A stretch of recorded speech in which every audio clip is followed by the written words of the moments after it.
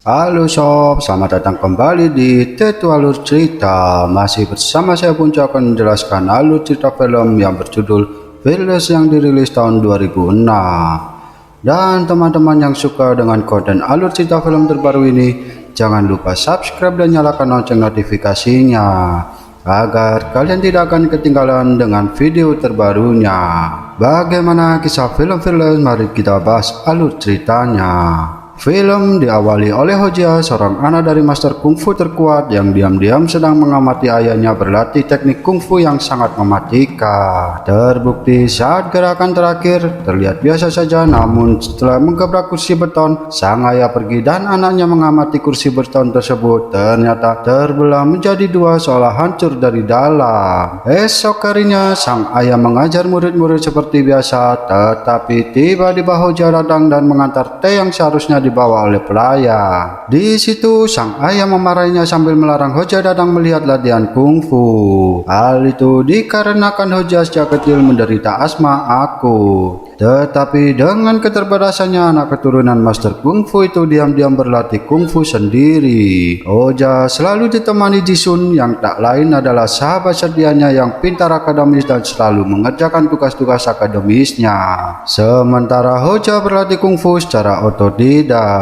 Singkat cerita, tibalah esok di mana ada seorang master Shao dari perguruan aliran kungfu lain yang menantang perguruan kungfu master Hojia yang tak lain adalah ayahnya Hojia. Setelah surat pernyataan hidup mati ditandatangani, pertarungan pun berlangsung. Sambil disaksikan seluruh masyarakat kota yang sangat antusias untuk melihat, berkali-kali Master Shao terkena serangan dari sang bapak. Namun saat Master Hojia ingin menggunakan jurus mematikan seperti pada kursi beton, tiba-tiba ia terhenti karena sadar aliran kungfunya bukan sebagai contoh untuk membunuh sesama. Oleh karena itu dirinya pun rela mengalami kekalahan karena keluar arena. Tapi sayangnya kekalahan itu tak dapat diterima oleh Hojia yang ditemukan menangis saat itu pula. Tiba-tiba anak Master Shao datang sambil meremehkan hingga Hojia terpancing emosi untuk bertarung. Tapi sayangnya Hojia yang masih lemah dengan mudah dikalahkan hingga diinjak-injak di depan umum. Jisun, sang sahabat, berusaha menenangkannya dan pada saat berdiri, Hojia pun berjanji bahwa kelak ia tak akan kalah lagi dari siapapun. Sesampai di rumah, Hojia pun terkena hukuman oleh sang ayah karena ketahuan berkelahi. Namun untung ada sang ibu yang menyelamatkannya. Beberapa waktu kemudian, diam-diam Hojia telah mencuri kitab kungfu utama perguruan, lalu meminta Jisun untuk menyalin dengan segera. Dan singkat cerita, salinan pun telah lengkap dan Hojia pun langsung berlatih seorang diri di tempat seperti biasa dengan Jisun. Beberapa hari kemudian, dengan gagah berani Hojia menantang Master anak Shao untuk duel ulang, dan hasilnya Hojia pun bisa mengalahkan Shao dengan sangatlah mudah. Ternyata bakat kungfu Hojia di luar biasa hingga tanpa guru pun dirinya mampu menguasai teknik dasar hanya dari buku dengan baik. Lalu singkat cerita, kini Hojia dewasa dan menjadi pemimpin guruan. Saat ini Hojia tinggal bersama ibu dan anaknya dan sang ayah telah meninggal. Begitupun dengan istrinya, sebab itu Hojia sangat memanjakan anak perempuan yang sangat ia sayangi. Di situ sang ibu bertanyakan asma Hojia, tetapi Hojia pun berterus terang bahwa setelah ia latihan kungfu, asmanya pun berangsur hilang tanpa jejak seperti orang yang berhutang. Lalu sang ibu melanjutkan menasihati bahwa Hojia memang tak pernah terkalahkan, namun harus hati-hati karena musuh terkuat Hojia saat ini adalah dirinya sendiri. Keesokan paginya, Hojia dapat tantangan dari seorang di tengah kota. Tetapi sebelum berangkat, sang anak berkata akan memberi hadiah kantong koin bikinannya sendiri dengan syarat Hojia harus memenangkan pertandingan yang akan dilakukan. Lalu berangkatlah Hojia diiringi tepuk tangan masyarakat karena dirinya telah populer, dan ternyata orang yang menantang adalah musuh kecilnya dahulu yang kini dengan yakin berkata akan menang karena dirinya telah berkelana mengalahkan perguruan di 30 provinsi. Tanpa waktu lama pertarungan pun dimulai. Lawannya membanggakan kekuatan fisik yang ia yakini sekeras besi dan pondasinya sekuat gunung. Dan memang saat itu terlihat demikian, hingga akhirnya Hojia mulai serius untuk meladeninya, di mana terlihat tendangan dan keunggulannya jauh lebih kuat hingga musuh pun tumbang tak berdaya dan malu di tengah masyarakat.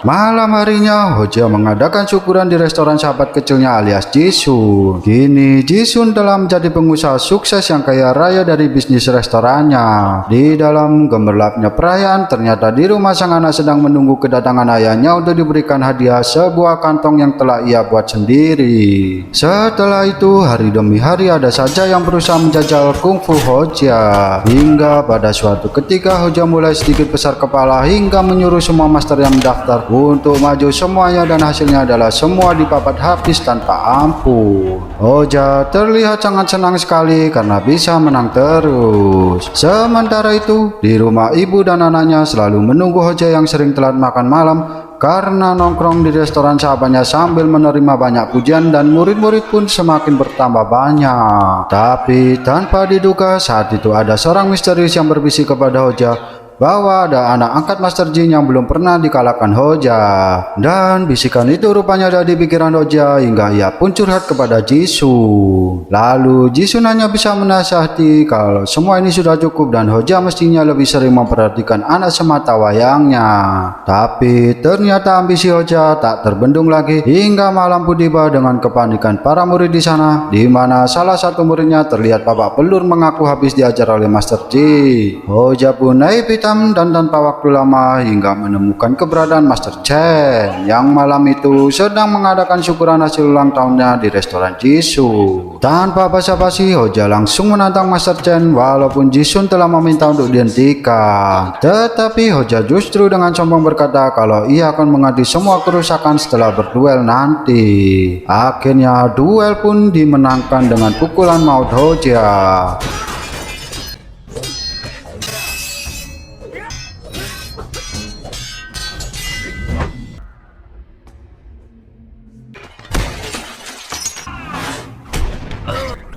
Namun saat itu salah satu murid Chen terlihat sangat marah dan menendam kebencian yang luar biasa. Hingga keesokan harinya di pagi-pagi buta, Hoja yang sedang berjalan lemas keluar dari restoran tempat ia mabuk semalam, lalu mendapat kabar bahwa Master Chen meninggal akibat tinjunya yang tak terkontrol. Tapi kabar terburuknya belum selesai sampai saat di rumah ia melihat ibunya sudah terbujur kaku bersimbah darah. Disitulah Hoja juga langsung teringat anaknya yang ternyata keadaannya tak jauh berbeda. Sang anak pun meninggal di tempat sambil terus memegangi kantong koin yang sudah dibuatnya sendiri untuk diberikan kepada ayahnya. Disitulah emosi Hoja bercampur dengan kesedihan mendalam yang memuncak. Ia mendatangi markas perguruan Master Chen dan salah satu murid memang telah menunggunya, lalu mengakui bahwa dirinya yang membunuh keluarga Hoja. Tanpa banyak cincong sedikit pun, Hoja langsung membunuhnya, tapi untungnya tak sampai hati untuk menghabisi anak dan istri Master Chen yang sedang menunggu sang master menjelang pembakarannya.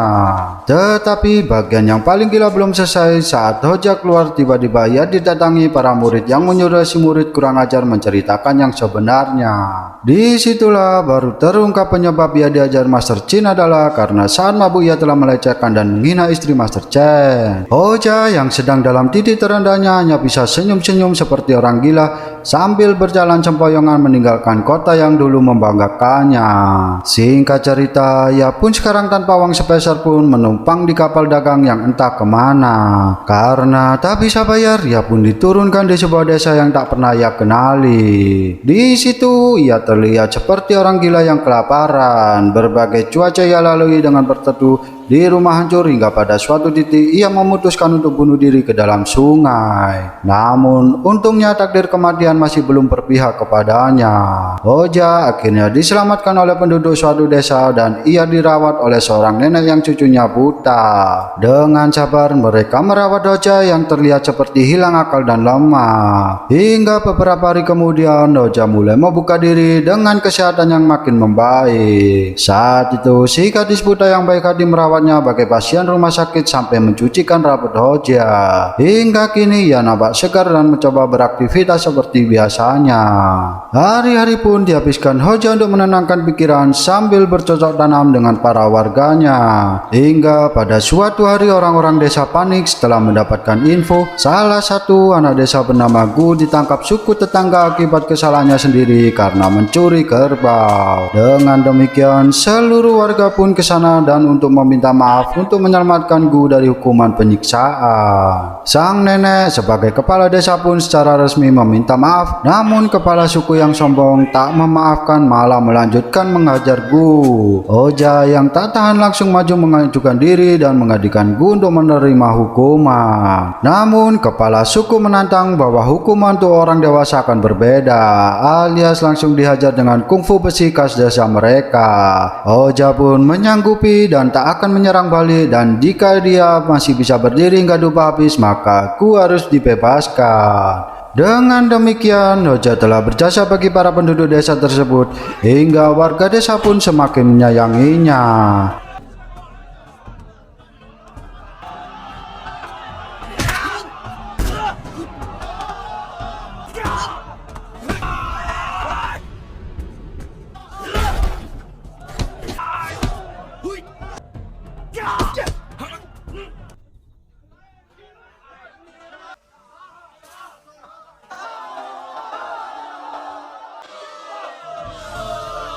Hari-hari berlalu hingga pada suatu ketika Hoja kembali mengingat anaknya saat dirinya memegang kantung hadiah yang tak dapat secara langsung diberikan kepada sang anak. Keesokan harinya ia pun pamit untuk kembali bertualang mencari jati diri yang sesungguhnya. Langkah demi langkah Hoja semakin jauh meninggalkan desa hingga pada akhirnya ia sampai di kota Tianjin yang kini sudah berubah. Kali ini berbagai negara di dunia mulai masuk ke Cina, dan salah satunya di kota Tianjin tempat Hoja berasal yang kini secara politik dan ekonomi telah dikuasai oleh negara asing. Hoja pun kembali ke perguruan yang tak lain adalah rumahnya. Di sana masih ada seorang asisten rumah tangga yang paling setia sejak ayah Hoja masih ada. Hoja pun mulai merefleksikan diri dengan semua yang telah terjadi hingga saat ini. Hoja pun membakar semua bukti kemenangan akan dirinya dan ayahnya saat bertarung sebagai titik kesadaran untuk apa kungfu sebenarnya. Di makam kedua orang tuanya pun akhirnya Hoja ingat dan sadar mengapa ayahnya dulu menahan pukulan terakhir yang dapat menghancurkan kepala lawannya. Tak ketinggalan, Hoja pun meminta maaf di depan makam putrinya yang selama ini jarang ia perhatikan. Esok harinya Hoja mendatangi kediaman Master Chen untuk meminta maaf pada anak istrinya dan sekaligus memberi penghormatan yang terakhir. Siang harinya ia berkeliling kota untuk melihat keadaan yang baru, dan suatu ketika ia membeli koran dan di situ tertulis jelas bahwa seorang petarung negeri barat bernama O'Brien yang telah mengalahkan berbagai master kungfu Cina lalu meremehkan petarung Cina. Dan bertarung Cina dikatakan oleh O'Brien sebagai orang yang penyakitan. Tanpa waktu yang lama Hoja pun datang menuju lokasi untuk bertarung. Namun niatnya kali ini bukan untuk sombong, tapi untuk mengembalikan martabat negaranya yang diinjak-injak oleh petarung sombong dari barat. Semua orang antusias menyambut kedatangan Hoja dan pertarungan pun dimulai.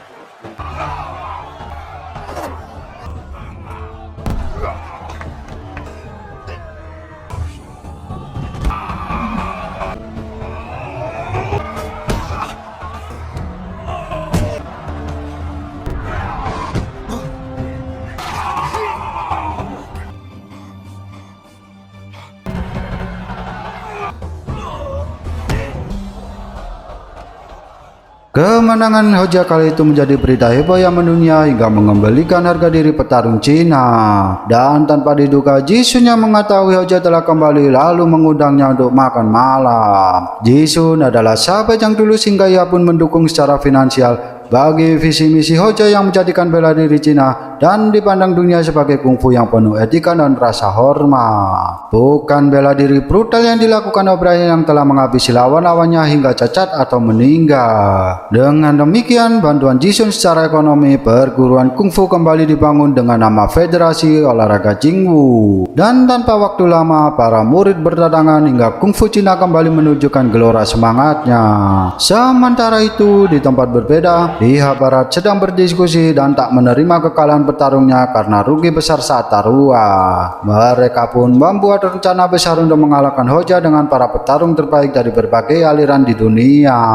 Singkat cerita, esok harinya Jisun mendatangi Hoja untuk mengabarkan bahwa Jepang telah mengumumkan pada publik untuk menantang Hoja dalam pertarungan 1 lawan 4 petarung terbaik dari berbagai aliran diri di dunia.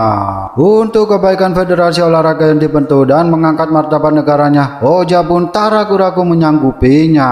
Singkat cerita, hari yang ditunggu-tunggu pun datang. Semua orang memasuki gedung olahraga yang besar dan menyaksikan pertandingan yang sangat luar biasa. Pertarungan pertama pun dimulai di mana Hoja melawan petinju terbaik asal Inggris. Dan yang kedua, Hoja melawan komandan pasukan berkuda asal Belgia yang ahli tombak.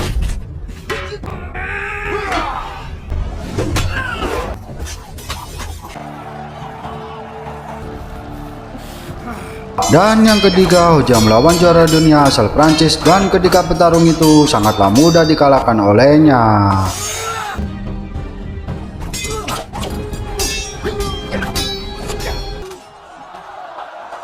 Namun lawan terakhirnya adalah Master Samurai plus Karate Jepang yang nampak bukan kaleng-kaleng. Bel pun berbunyi untuk ronde terakhir di mana pertarungan harus dilakukan dengan tangan kosong. Tetapi pihak Jepang melakukan kecurangan, diam-diam minum Hoja ditukar dengan zat beracun yang melemahkannya.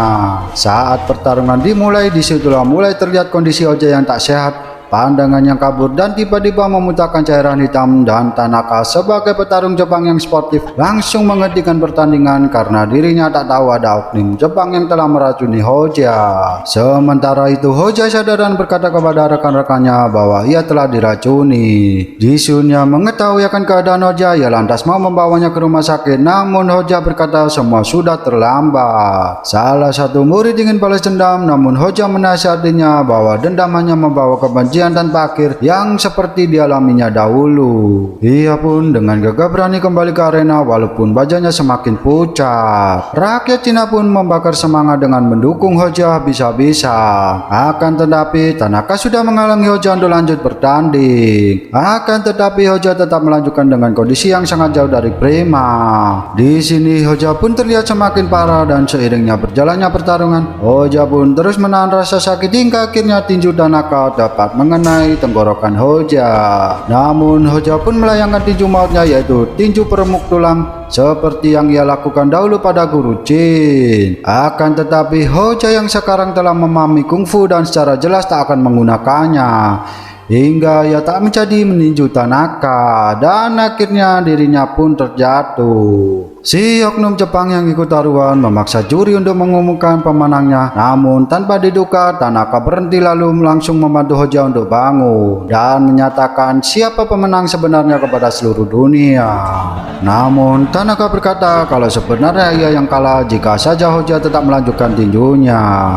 Terlebih Tanaka juga menyadari kalau Hoja seperti diracuni, yang pastinya ulah rekannya tersebut. Dengan demikian Hoja telah menjadi legenda dalam memajukan kungfu dan semangat kebaikan yang dibawanya, bahwa bela diri Cina sebenarnya bukanlah untuk kesombongan dan membunuh makhluk hidup. Tak lama kemudian tiba-tiba hal yang tak diduga-duga pun terjadi, yaitu film pun berakhir. Oke sob, itulah alur cerita film dari Fearless yang dirilis tahun 2006. Jika ada kesalahan dalam video ini, saya meminta maaf sebesar-besarnya, dan khusus untuk kalian yang belum subscribe, silahkan tekan tombol subscribe terlebih dahulu dan aktifkan tombol loncengnya agar kalian tidak ketinggalan dengan alur film selanjutnya.